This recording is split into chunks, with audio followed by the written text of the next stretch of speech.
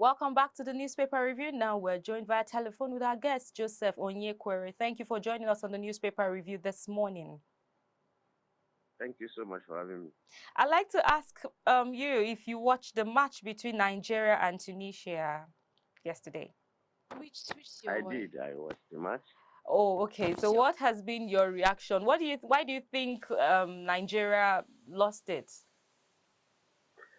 I think we lost because of our deficiency in the area of technical coaching.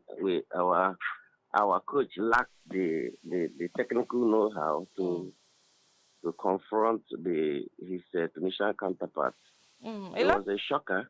Okay. We were really very disappointed. But Tunisia is a strong team to contend with, and so far so good. We have come this far. Don't you think we should give our team some credit? They've done well so far. Yes, we give them credit. They've done well. Even yesterday, they did so well too. They've been very outstanding in this tournament. But what you have to know is that every team in that tournament also is a good team. Okay. They qualified to be there. So for each of the teams, it brings a different challenge. Everything comes with different challenges. So the North Africa, especially the Tunisians, for yesterday studied our game so well and then came with a game plan. And my annoyance was that our coach could not even try to counter it. What they did was that they look at our standing players. They just clip them, surround them with three players. So I expected the coach to swap, move this one to this other side, Chukwueze to the left-hand side, and move Moses Simon to the right-hand side, who is also our talisman. So the ones they surround this guy, and there were no supports. So these players who are standing players, once they are on the ball, the Tunisians surround them. And I expected some of our players to come closer again to assist so that they will see space to give them ball. But there was nothing like that. So the players play out their heart, but the tactics failed them. Those guys were superior technically. That's just the truth.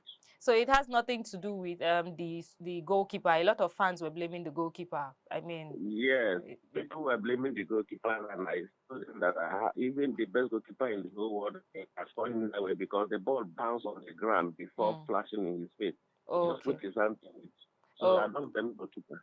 All right, let's move away from sports now and get into what we have. Sorry. Before you move on, let's just say, assuming you blame the goalkeeper, what about the strikers? Okay.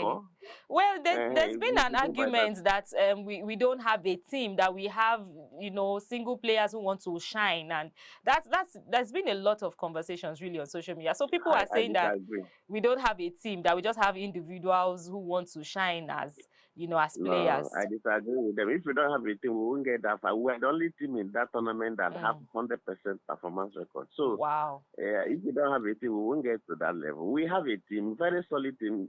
Okay. The thing is that each team, each country, once they are coming up, if you're able to study their playing pattern and develop a strategy, look at what we did to Egypt. Egypt is not a small team. Egypt is the highest record holders in African football. Wow. And we were able to engage them and overcome them. So it's just that in this tournament, the coaches and the technical crew are not able to devise a means to counter the strategy that the Tunisians came with. Okay. That's all the annoyance I have about the disappointment of yesterday. Well, maybe this is going to help us go back to the drawing board and get it right. Maybe, just maybe. I hope so.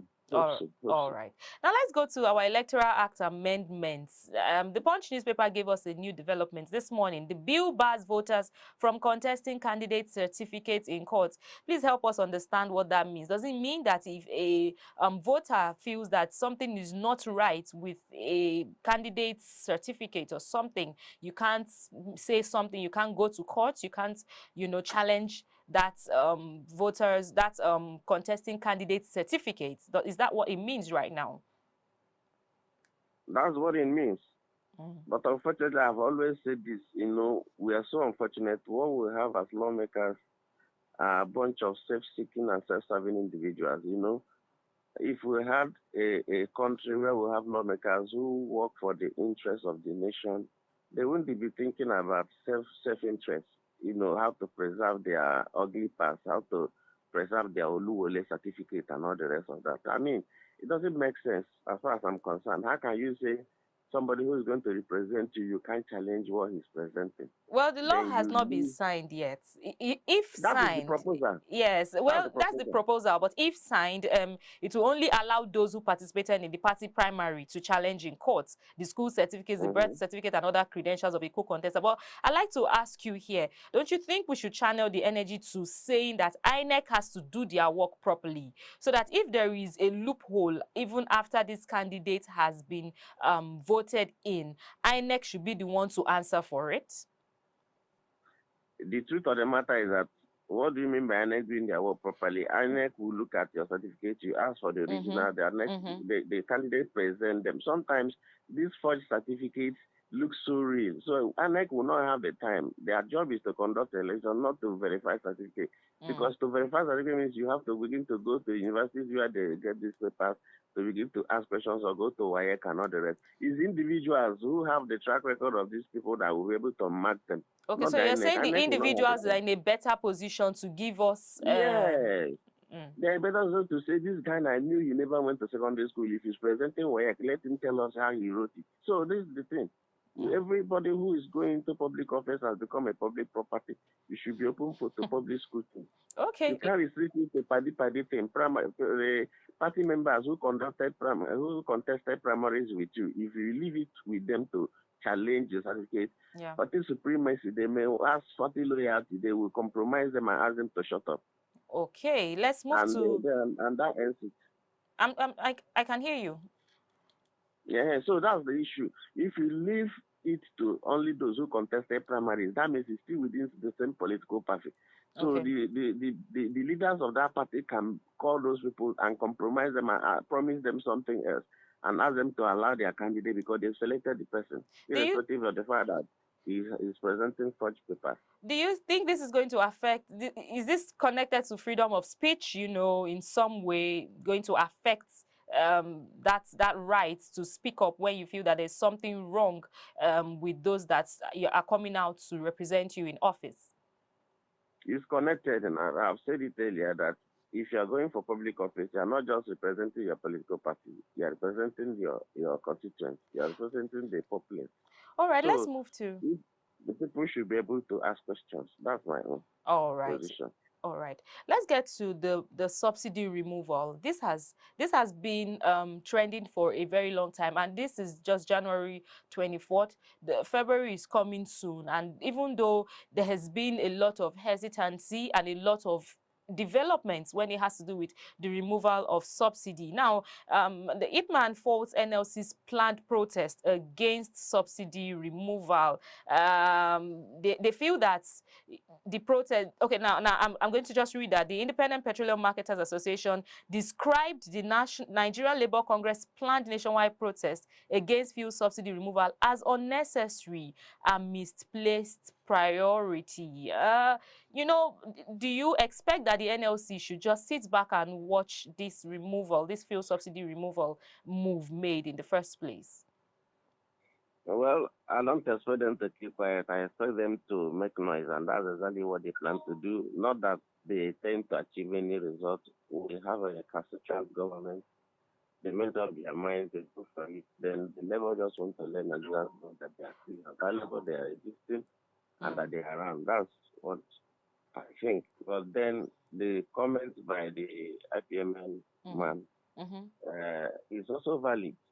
And I understand with him the point he's making. Okay, why did you say it's also valid? They are saying it's unnecessary, and it looks like there's going to be some division between NLC and the Independent Petroleum Marketers Association of Nigeria. If that division is there in the first place, don't you think that it would even affect what NLC wants to do on the 27th of January?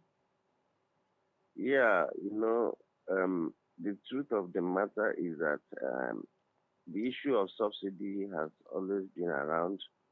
And if you recall, during the Jonathan time, it was a time that government was on the campaign to remove even the subsidy issue.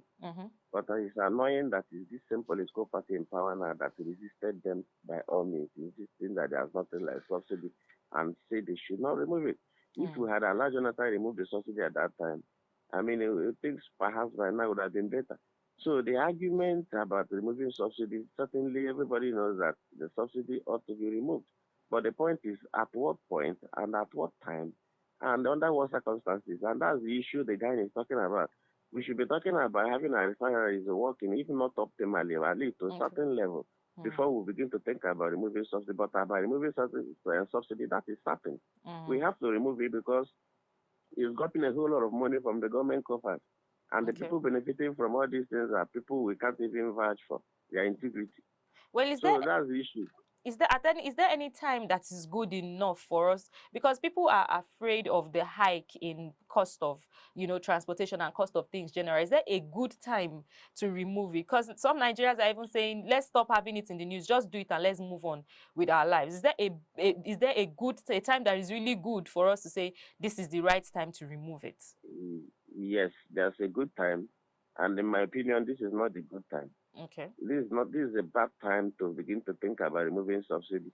Subsidy should be removed when we have ensured that our refineries are at least able to produce, if not at least 50% of our refined product. Okay. But importing 100% by an NPC and its allies, and then expecting to remove it, the hardship is going to be out of this world. It's going to be very difficult for Nigerians at this time to remove subsidy. The government should concentrate on trying to do something to revive the refineries and ensure that we're able to at least refine the product to some extent to support this whatever that will be imported. And then the removal will be able to cushion the effect on the citizens. But as it is today, if you remove this subsidy, whether you didn't make an announcement and remove it, or you make an announcement and remove it, or whether Labour still continue with the protest, there's going to be crisis. This is going to be a very tough one. Already Nigerians are impoverished. Things are difficult. We have, inflation, hyperinflation. And then you're talking about removing. I remember that fuel is very important to Nigerians, not only for those who use car. We don't have constant electricity supply. So people buy fuel for their generators. So all around, it's going to be spiral effect. Cost of product, cost of transportation, a whole lot of things will even add more to what we have now. So in my opinion, the government should shave that idea of removing subsidies this time and work more on trying to revive our refineries to start refining products. Thank you so much for giving us your thoughts on the newspaper review, Joseph Onyekwere.